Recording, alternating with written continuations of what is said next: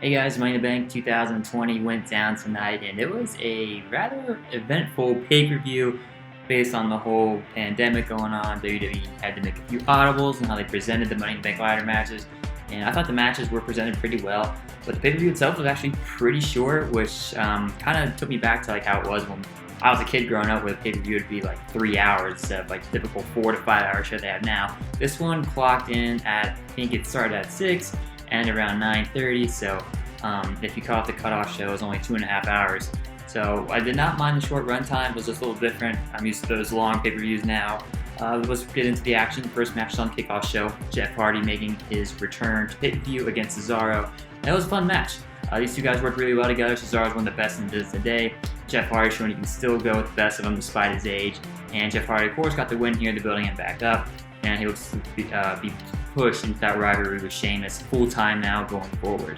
After that, we had the SmackDown Tag Team Championship match, the New Day defending the belts against the Forgotten Sons, Miz and Morrison, and the Lucha House Party. And it was a fun match, a lot of action. All four of these teams worked really well together. In the end, it was the New Day that retained the SmackDown Tag Team Championships, which, in my opinion, made the most sense. They just won the belts off Miz and Morrison, and when there's not many. And when WWE is basically scrambling at this point because of lack of crowds and travel issues with other wrestlers, it made sense to keep the belts on the New Day, who are undoubtedly the most popular tag team in this match and in WWE today. After that, we were supposed to get R-Truth versus MVP. WWE called another audible. They had Lashley come out, and Lashley basically told MVP take the night off and squashed R-Truth. So yeah, it looks like they're building up Bobby Lashley to be a monster heel. Kind of maybe tease a lines between MVP and Bobby Lashley. Maybe Lashley ditches Lana, joins forces with MVP now, and MVP might be forming a nice little stable around him. But yeah, in the end though, it was R-Truth just getting squashed by Bobby Lashley. Next match after that was the SmackDown Women's Championship, Bayley versus Tamina. And Tamina actually looked really good in this match. She has not been used pretty much at all in forever, it seems. So it's kind of odd that she kind of got this random push starting with the build up to WrestleMania, and she actually hung in there with Bayley. It was a very competitive match. Both women looked really well. In the end, that was Sasha Banks who played a key role in providing that assist to Bayley, allowing Tamina to get the win, or allowing Bayley to get the win over Tamina. So Bayley's still your SmackDown Women's Champion. I would not be surprised to see a rematch with Tamina later on down the road, maybe at the next pay-per-view, before they finally pull the trigger on Sasha Banks turning on Bayley, possibly saving that for a big pay-per-view like SummerSlam. After that, we had Braun Strowman versus Bray Wyatt for the SmackDown, or for the Universal Championship. And it's important to note, Bray Wyatt did not come out as the Fiend. He came out as Firefly, Funhouse, Pee Wee Herman, Bray Wyatt, with his pants and a sweater instead of the cool Fiend gear he usually has. That was an okay match, nothing like eye-popping about it. There's a cool moment at the end where Strowman put on the mask, the black sheep mask, and Wyatt was thinking, maybe he's coming back to the Wyatt family. He's going to join them in Firefly Funhouse. Not the case. Strowman took off the mask, stomped on it, was able to beat Wyatt, so he's still the Universal Champion. And then I was hoping to be the Fiends, and I was hoping Wyatt would take the belt off Strowman. I can see why they didn't, possibly saving the Fiend character for another big pay-per-view like SummerSlam. Maybe when fans are allowed to, maybe not all fans, but like when there's some fans in attendance, hopefully they can unleash that Fiend character, or maybe have Strowman lose the belt to Wyatt and the Fiend, and another Firefly Funhouse match possibly at SummerSlam. But in the end tonight, it was Strowman who retains the Universal Championship over Bray Wyatt. After that, we had Drew McIntyre versus Seth Rollins for the WWE Championship. That was a good match. Could have been a lot better in my opinion, considering the in-ring work of both these guys.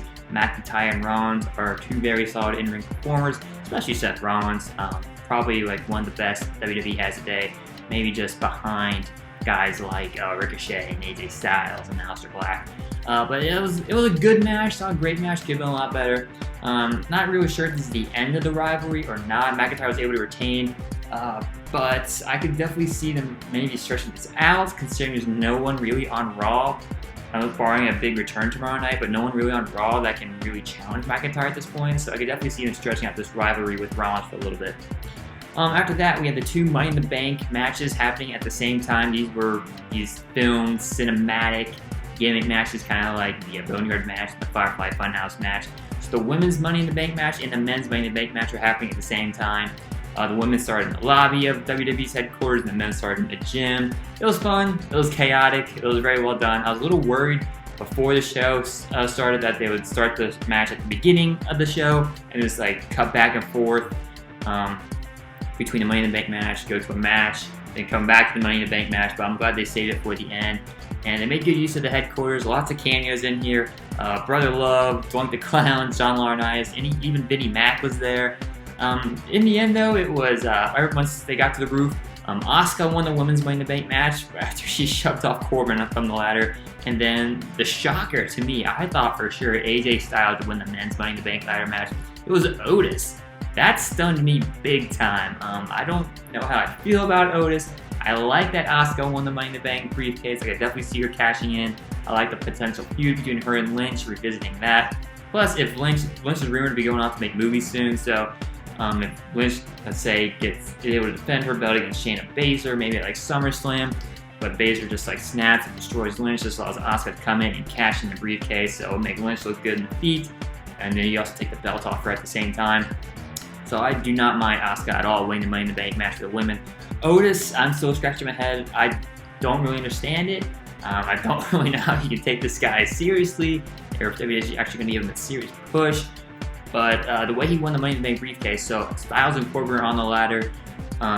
Elias comes out, smacks Corbin with a guitar, kind of get like some WrestleMania revenge. Causes AJ Styles somehow to fumble the briefcase and just falls into the arms of Otis. So Otis is Mr. Money in the Bank. And that was Money in the Bank 2020 in a nutshell. Short pay-per-view by today's standards. Entertaining though. Definitely check out the Money in the Bank ladder match, the kickoff show match between Jeff Hardy and Cesaro, and the Tag Team Championship match. Those are the best matches on the card. SmackDown, or the Money in the Bank match though, was definitely the best by far in my opinion.